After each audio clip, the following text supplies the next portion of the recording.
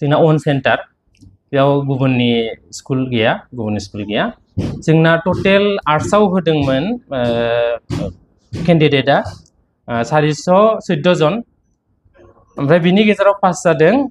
406 first division मोनदों 124 ओमफ्राय second मोनदों 216 थार्ड मोनदों 66 टटेल पास पार्सेन्टेजआ जाबाय 98.07 ओमफ्राय साइन्स स्ट्रिम दं जोंना साइन्स स्ट्रिमाव टटेल एपियार जादों 47 ओमफ्राय बिनि गेजेराव पास जादों 45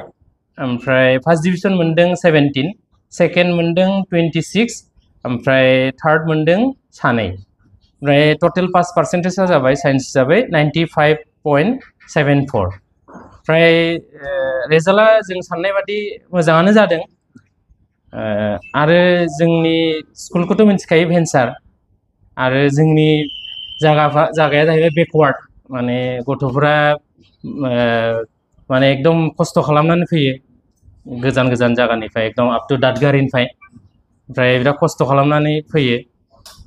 जों जिखिनि सानदों बे हिसाबै आरो मोजां जादों आरो रिजाल्टआ आरो जोंना साइन्सआव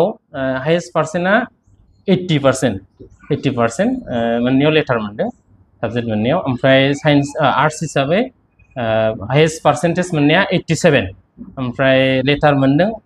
मोनबा साबजेक्टआव बेखिनियानोसै आरो प्रिभियास आनजाद रिजाल्टखौ लानानै नैबे रिजाल्टआ एसे बेटारसिन जादों ना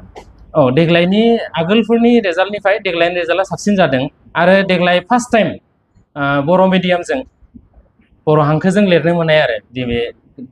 बे बेसआ आरो बे हिसाबै रिजाल्टआ गाज्रि जायाखै मोजां जादों आरो बेखिनियानो नोंथांमोना माबायदि आदबजों बिदि रिजाल्ट फैनो हागोन होननानै सानो नोंथांनि फोरोंनायाव माबा मोनसे जोंना बे रिजाल्ट मोजां जानायनि खार'ना जोंना टिचारफोरा डेडिकेटेड आरो जों गथ'फोरखौ मोजाङै सासनाव लाखियो बेनो आरो आं पास जालांनाय गथ'फोरनिसिम बयनिसिमबो गोजोननाय जासिहरबाय बिसोरनि फिउचारा जेन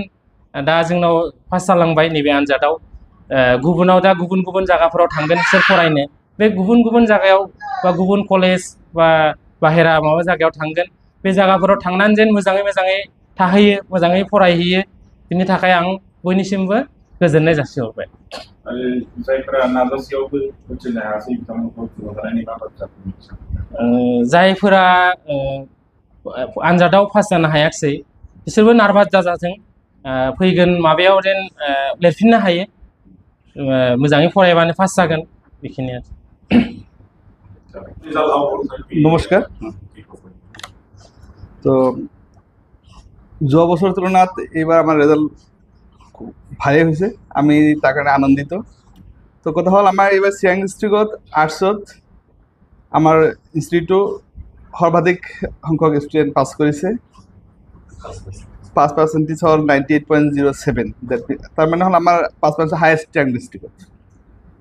414 ষ্টুডেণ্ট এপিয়াৰ্ড হৈছিল তার ভিতর 406 স্টুডেন্ট পাস করেছে out of that 124 student goat first division 216 student second division পাইছে 66 স্টুডেন্ট থার্ড ডিভিশন আর সায়েন্সত আমার 47 স্টুডেন্ট এপিয়ার্ড হয়েছিল তার ভিতর পাস করতে 45 স্টুডেন্ট পাস হয়েছে first division 17 second division 26 third division মাত্র দুজন পাস পার্সেন্ট 95.74 আর এবার আর এটা ভালো খবর হল আমার এজন ছাত্র উদয় ছেত্রী এও হায়েস্ট পার্সেন্ট পাইছে 80% পাইছে আগৰ তুলনাত এবার সায়েন্সত 80 পোৱা নাছিল এবার প্ৰথমবাৰ 80% পাইছে আশা কৰোঁ অনাগত দিনত আমাৰ ৰিজাল্ট আৰু ভাল হ'ব আপোনালোকেও আমাক সহযোগিতা কৰিব যাতে আমি ভাল ভাল ষ্টুডেণ্ট আমাৰ ইয়াত আহে আমালৈ যাতে আৰু ৰিজাল্ট আমি ভাল ৰিজাল্ট দিব পাৰোঁ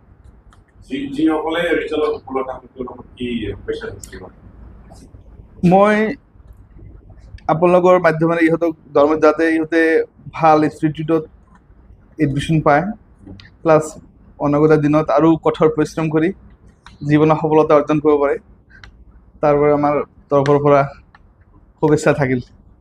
ষ্টুডেণ্টখিনিক আৰু যিসকলে এক্সাম পাছ কৰিব নোৱাৰিব আমি ইহঁতৰ কাৰণে আমাৰ দুৱাৰ খোলা আছে, আমি ইহঁতৰ কাৰণে এক্সট্ৰা গাইডেন্স দিবলৈ ৰেডি হৈ আছোঁ,